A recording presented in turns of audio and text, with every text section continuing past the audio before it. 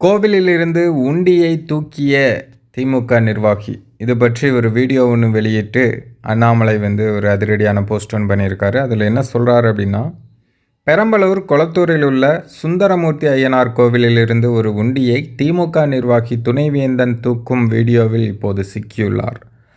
முரண்பாடாக இந்த உண்டியை மனிதவளத்துறை நிறுவவில்லை, மாறாக துணைவேந்தன் தானே நிறுவியுள்ளார். அதிகாரிகள் இறுதியாக அதை சீல் வைக்க நடவடிக்கை எடுத்தபோது அவர் மிரட்டல் விடுத்து உண்டியையும் பக்தர்களின் காணிக்கைகளையும் சேர்த்தே எடுத்து சென்றுள்ளார். திமுக ஆட்சியின் கீழ் கோயில்கள் கூட அரசியல் கொள்ளையிலிருந்து தப்பவில்லை. இதை நாங்கள் சுட்டிக்காட்டுவது முதல் முறை அல்ல, இதுபோல் ஏற்கனவே பல முறை நடந்திருக்கிறது என்று அண்ணாமலை அந்த போஸ்டில் கூறியிருக்கிறார். இந்த செய்தியை பார்க்குறவங்க எல்லாருக்குமே ஒரு ஐடியா வரும், பேசாமல் நம்மளும் ஒரு உண்டியை செஞ்சு கோயிலில் போய் வச்சுட்டு காணிக்கைகள்லாம் நிறைஞ்ச பிறகு உண்டியை தூக்கிட்டு நம்மளும் வந்துடலாமா அப்படின்னு எல்லோரும் யோசிப்பீங்க. பட் அப்படியெல்லாம் பண்ணாதீங்க, இதெல்லாம் ரொம்ப தப்புங்க.